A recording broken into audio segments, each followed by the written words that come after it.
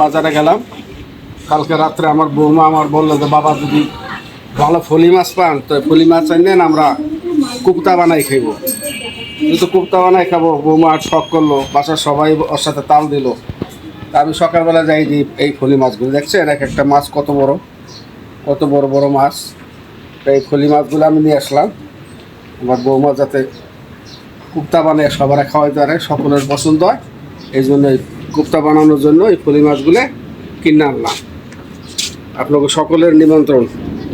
আবার বললেন না কেউ দেখে আমাকে দাওয়াত দিন না, সবার দাওয়াত ইনশাল্লাহ। আমার বাসায় আসবেন, খুব তাকাবেন। আসসালামু আলাইকুম, welcome to my new video. আমি জুথি, আশা করছি সবাই ভালো আছেন। আমরা আল্লাহর রহমতে ভালো আছি। আজকে বানাবো ফলি মাছের কোফতা। তো কিভাবে কোফতা বানিয়েছি তাই থাকছে আজকের ভিডিওতে। তো প্রথমে আমি মাছের মাথাগুলো ফেলে দিচ্ছিলাম আর সাইডের কাঁটাগুলো ফেলে দিচ্ছিলাম। ফলি মাছের যেহেতু অনেক কাটা, সেহেতু কোফতা বানিয়ে খেলে এটা খেতে খুব ভালো হয়।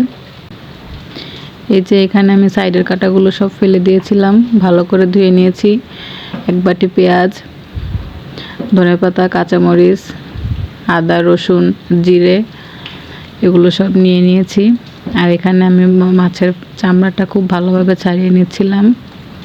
খেয়াল করতে হবে যে চামড়াটা ছিঁড়ে না যায়। তো যেভাবে টান দিলে ছিঁড়ে চলে আসবে চামড়াটা। তো এই কোফতাটা ব্লেন্ডারেও করা যায়, তবে পাটায় বেটে নিলে ভালো হয়, তাহলে কাটাগুলো খুব ভালোভাবে মিহি হয়ে যায়। তো চামড়াতে অনেকগুলো মাছ লেগেছিল, সেগুলো আমি চামিচ দিয়ে ভালোভাবে চেঁচে নিচ্ছিলাম। এভাবে সবগুলো করে নিতে হবে। তো এখানে মাছের কাটার ভিতরে অনেকগুলো মাছ ছিল, সেগুলো আমি চামিচ দিয়ে নিয়ে নিচ্ছিলাম। তো কাটাটা ফেলে দিব আর চামড়াটা রেখে দিব। চামড়ার ভিতরেই পরে মাছগুলো ঢুকিয়ে ভেজে নিতে হবে। তো এখানে আমি মাছগুলো ভালোভাবে বেটে নিচ্ছিলাম যাতে কাটা না থাকে। তো এখানে 1 কাপ ধনেপাতা আর 15-20টার মতো কাঁচামরিচ বেটে নিচ্ছিলাম। তো এখানে অল্প একটু জিরা আর আদা রসুন বেটে নিচ্ছিলাম। তার 1 কাপ পেঁয়াজের ভেতর থেকে অর্ধেক আমি বেটে নিচ্ছিলাম। এই যে আমার মাছ, তো সবগুলো উপকরণ আমি একসাথে দিয়ে ভালোভাবে মেখে নিব। 1/2 চামচ হলুদ আর 1/2 চামচ লবণ দিয়েছিলাম। তো বাকি কেটে রাখা পেঁয়াজগুলো দিয়ে একসাথে ভালোভাবে মিক্স করে নিব। এই যে মিক্স করার পরে এরকমটা হবে। তারপর চামড়া বিছিয়ে চামড়ার উপরে পুরো মিক্স করা মাছগুলো দিয়ে ভালোভাবে র্যাপ করে নিতে হবে, যাতে মাছগুলো বাইরে বের হয়ে না যায়। তো চামড়াটা দেওয়া অবশ্যই জরুরি, তা না হলে মাছগুলো বেশি জুসি হবে না, ভেতরটা শক্ত হয়ে যাবে। তো এই যে আমি সবগুলো একসাথে ঢুকিয়ে নিয়েছি। তো প্রথমে হালকা ভেজে নিতে হবে। সবগুলো মাছে আমি অল্প করে হালকা করে ভেজে নিব। এই দেখতেই পাচ্ছেন কীরকম ভেজে নিয়েছি। তারপর মাছগুলো ঠান্ডা হলে আবার পিস পিস করে কেটে ভালোভাবে ভেজে নিতে হবে।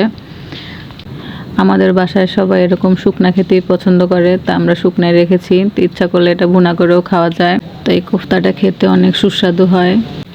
এই কোফতাটা ডিপ ফ্রিজে রেখে অনেক দিন সংরক্ষণ করে রাখতে পারবেন। বিসমিল্লাহ। এই সেই ফলি মাছের কোফতা,